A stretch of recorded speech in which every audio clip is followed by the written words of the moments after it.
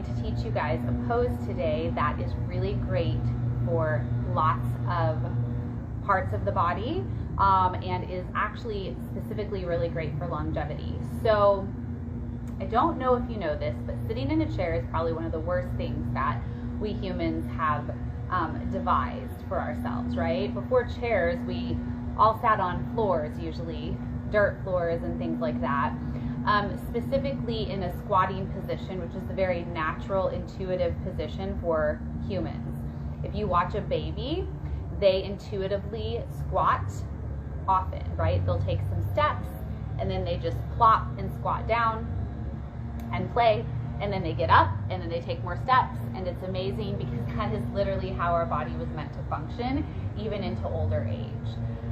When you look at some of like the Okinawans and some of the other Japanese people, island people, things like that, when they're working in fields, when they're even in their homes preparing different things, they're always on the floor, right? And you rarely ever see them sitting in chairs. So this is a very natural position, but when we sit in a chair basically, and we basically, you know, you're sitting in a chair, so you're bending here at the hips, you're really putting a lot of strain on the hips, and the hips become super duper tight when we do that, okay? So it is literally one of the downfalls of humankind, is sitting in chairs. So I want to just first of all encourage everyone, get on the floor more. Get on the floor, open your legs, squat down, do what I am going to show you today as much as you can. Really, if you can just do 1 full minute of what I'm going to show you, all you need every day, and over time you're going to see such an amazing improvement in so many parts. So the pose I'm going to show you today is called Malasana pose. If you do yoga, you're familiar with this. It's also called squat pose, also called garland pose. There's a few different names for it. And what it basically does, because it's the intuitive way that the body wants to sit, okay, and it opens up basically everything from the feet, the bottom of the feet, it opens up the ankles, it strengthens the ankles, opens up the calves, the back of the hamstrings, the groin, obviously the quads. It's going to open up the hips. It's a great, amazing hip opener.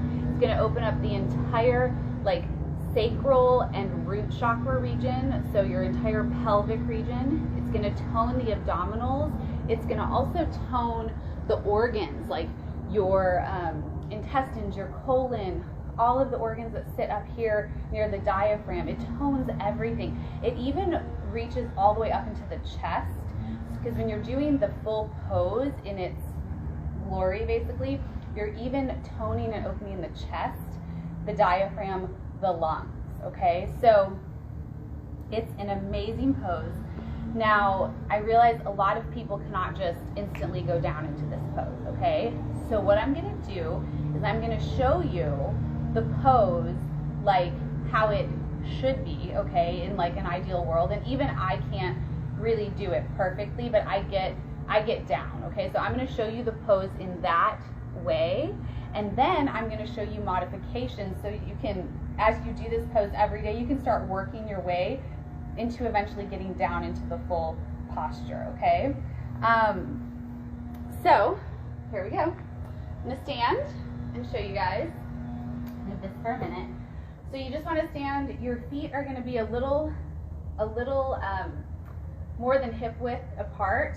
Well, actually a lot more, because you're going to want to come down into the pose. So you're going to kind of put your feet as much as you can facing forward. When you get down into the full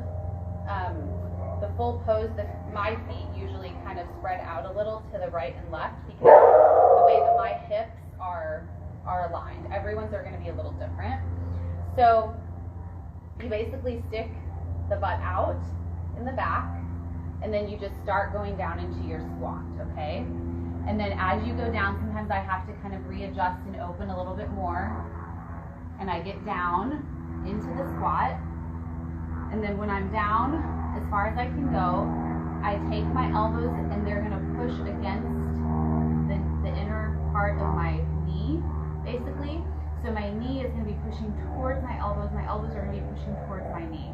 I'm going to have my hands in prayer pose.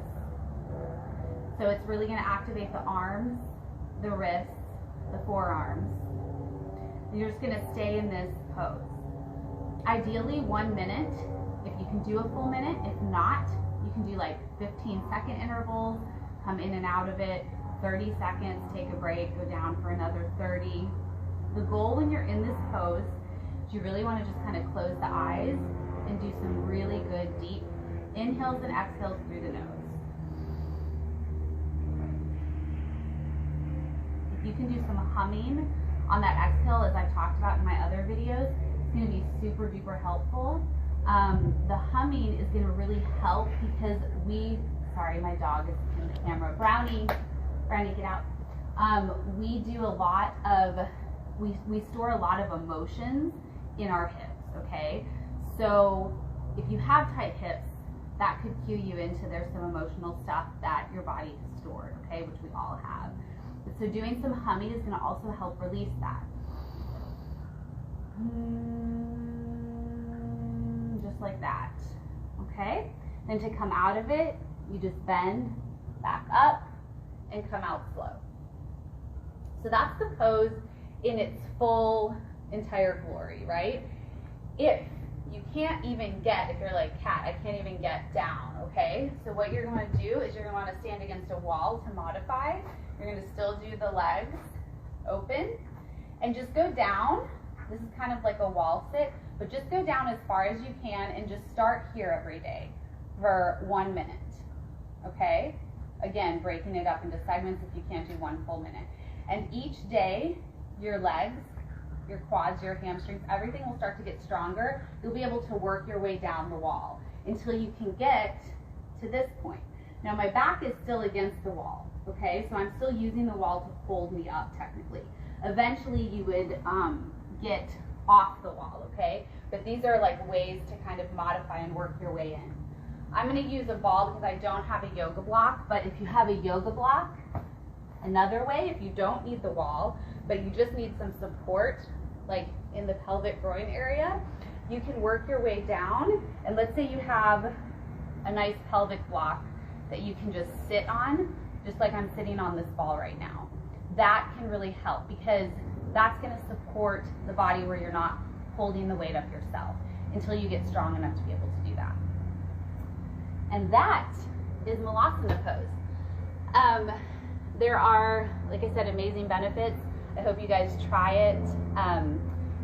People that do this pose regularly truly do have just better mobility, better function.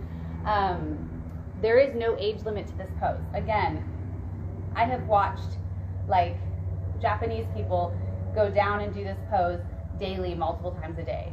So we got to get out of the mindset in the United States that age equals immobility or age equals less functionality in the body. It is simply not true. And for God's sake, stop sitting in chairs.